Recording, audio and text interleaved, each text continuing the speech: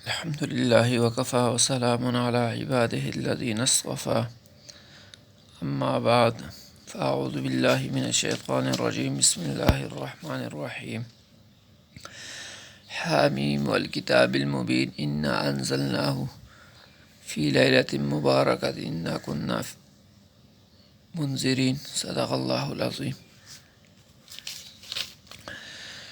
شب برات کی آمد ہے، ہر طرف سے شب برات کی رات کی عبادت کے لیے لوگ بےتاب ہوتے ہیں کہ شب برات کی رات آئے گی، ہم عبادت کریں گے۔ تو شب برات کی فضیلت کے متعلق کچھ باتیں عرض کرنی ہے۔ 5 مبارک راتیں۔ حضرت معاذ بن جبل رضی اللہ تعالیٰ عنہ سے ایک روایت مروی ہے کہ جناب نبی کریم صلی اللہ علیہ وسلم نے فرمایا 5 راتیں برکت والی راتیں ہیں۔ جو لوگ ان راتوں کو ذکر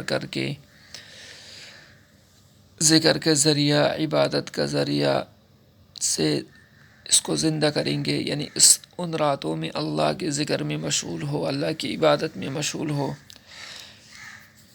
اور ان راتوں میں بیدار رہے، عبادت کرے، نوافل پڑھے، ذکر کرے، تسبیح پڑھے، اللہ سے دعائیں مانگے، دیگر اعمال صالحہ کر کے اس رات کو شب بیداری میں گزاریں گے تو ان کے لیے جنت واجب ہو جائے گی۔ پھر فرمایا وہ 5 راتیں یہ ہے: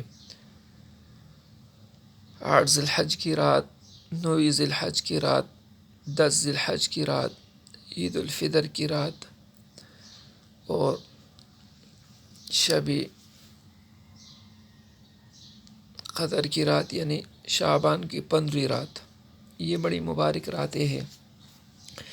خیر، شب برات میں اس کی حدیث میں بعض حدیثوں میں اس کی فضائل آئے ہیں، تو کچھ چیزیں یاد رکھنا چاہیے۔ بعض لوگوں نے اتنے فضائل بیان کیے کہ اور بعض لوگوں نے ان تمام فضائل کا انکار بھی کر دیا، تو یاد رکھنا چاہیے بالکل انکار بھی نہیں ان فضائل کا، اور اسی طریقے سے اتنا وہ بھی نہیں ہے کہ لوگ فرائض اور واجبات کو ترک کر کے ان مستحب و سنت عمل میں آئے۔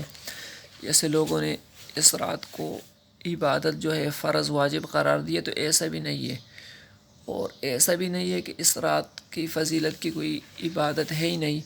تو بہرحال عبادت کی جو بھی فرائض کو فرائض کے درجے میں رکھا جائے، مستحب کو مستحب کو، سنت کو سنت کے درجے میں، واجب کو واجب کے درجے میں، تو اس رات کی عبادت یقیناً ہے، لیکن اس کو فرض واجب سمجھنا، اگر کوئی جاگا نہیں، کوئی کسی نے کیے نہیں تو اس پر لعن طعن کرنا، یہ جائز نہیں۔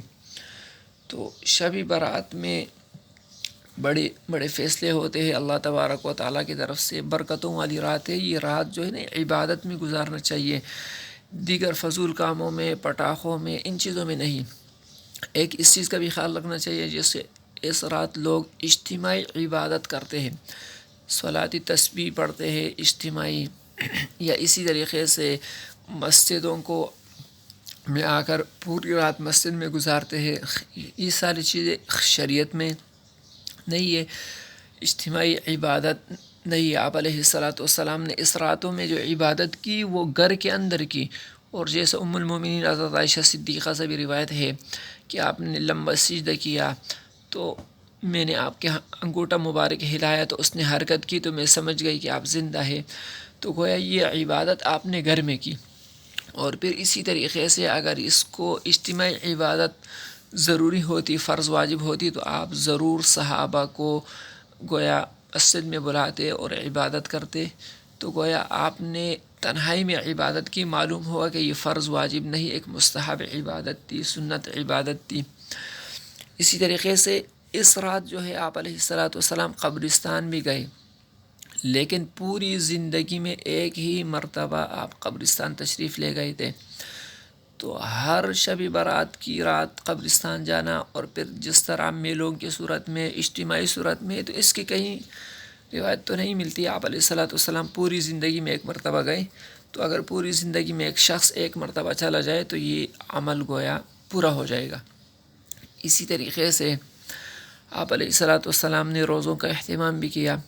تو شعبان کے مہینے میں ویسے آپ علیہ الصلاۃ والسلام نے روزوں کا بڑا اہتمام کیا کہ مجھے شعبان کے مہینے میں نفلی روزے رکھنا دیگر نفلی روزوں سے زیادہ پسندیدہ ہے.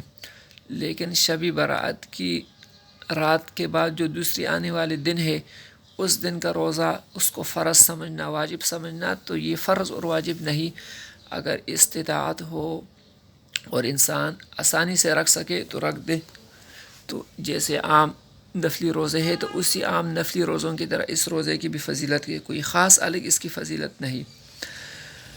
ان راتوں میں چند ادمیہ جو آپ علیہ الصلاۃ والسلام نے فرمایا کہ بڑی برکت رات ہے، اللہ تبارک و تعالیٰ کی طرف سے معافی کا اعلان ہوتا ہے، لیکن چند بدبخت ان راتوں میں بھی اللہ کے اس نعمت سے محروم ہوتے ہیں.